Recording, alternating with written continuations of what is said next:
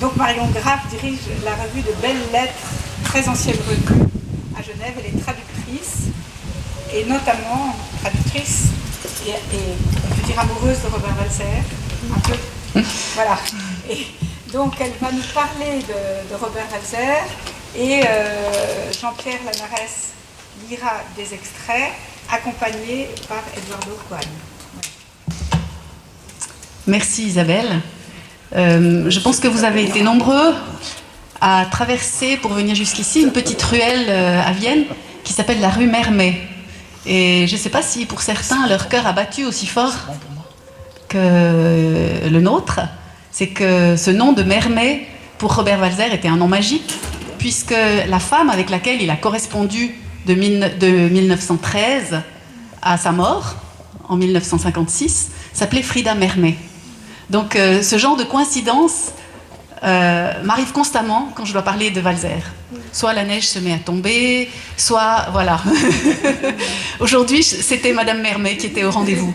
Je ne sais pas du tout qui est ce Mermet à Vienne, mais c'est peut-être. Et puis, autre heureuse coïncidence, Jean-Pierre Lanarès a pris un chapeau, je n'en dis pas plus, mais il va être l'homme au chapeau pour cette rencontre, puisque c'est lui qui va lire les textes de Robert Walser. Je vous invite à écouter un texte qui date de ses débuts, des débuts de cette carrière qui s'annonce fulgurante.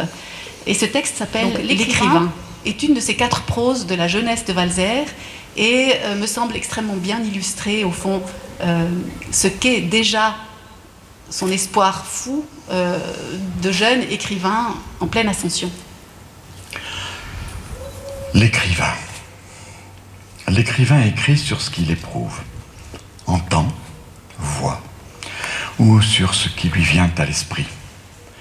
Il est d'ordinaire en butte à une quantité de pensées mesquines dont il ne peut rien faire du tout, ce qui souvent le désespère. D'un autre côté, il aurait parfois en tête une foule de choses utilisables, mais il lui arrive de laisser ses propres capitaux en friche pendant des années, soit qu'il ne les détecte pas, soit qu'il ne dispose pas dans son entourage de la personne dévouée qui le rendrait attentif de manière désintéressée à ses richesses cachées.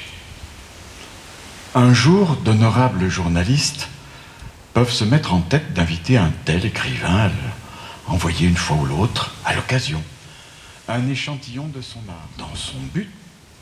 Et avant toute chose, il se masse le front, tiraille ses cheveux dont il possède généralement toute une colline forestière, se frotte le nez avec l'index, se gratte peut-être aussi un peu, se mord les lèvres, affecte une expression énergique en même temps qu'apparemment froide et blasée, nettoie sa plume, s'assied comme il faut sur sa chaise devant sa table vieillotte, pousse un soupir et se met à écrire.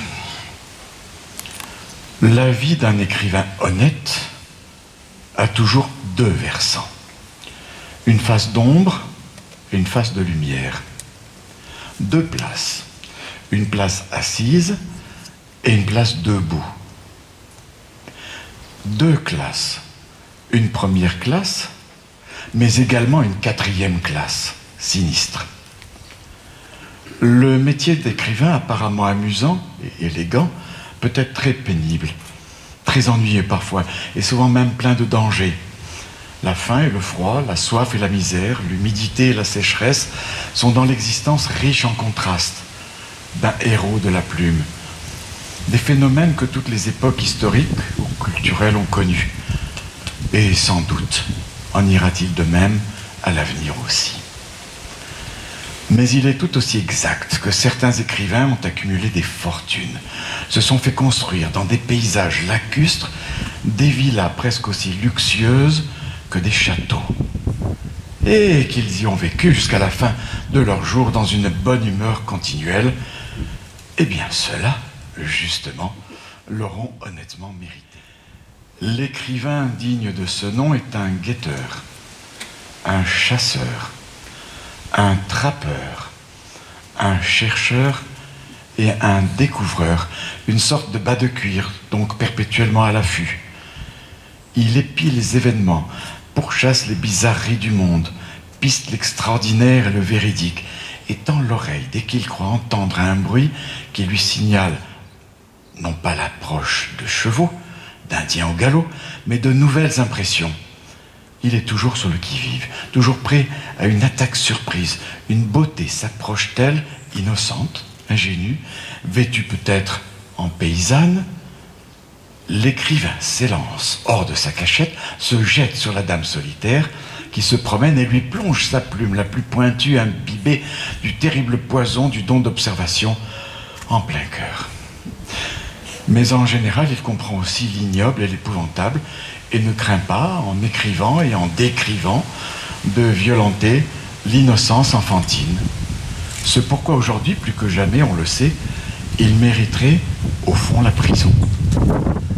À un moment ou un autre, et sous un prétexte ou un autre, il a déjà fourré son nez, curieux en toutes choses. Il ne cesse de fouiner. C'est là précisément, là pense-t-on en général, que réside la plus noble tâche d'un écrivain habile et consciencieux. Il maintient constamment grand ouvert les battants de ses narines. Il flaire, hume, furette, évente, et il considère qu'il est de son savoir et de son devoir de développer la finesse de son odorat jusqu'à la perfection la plus aiguë. Un écrivain ne sait pas tout. Seuls les dieux savent tout.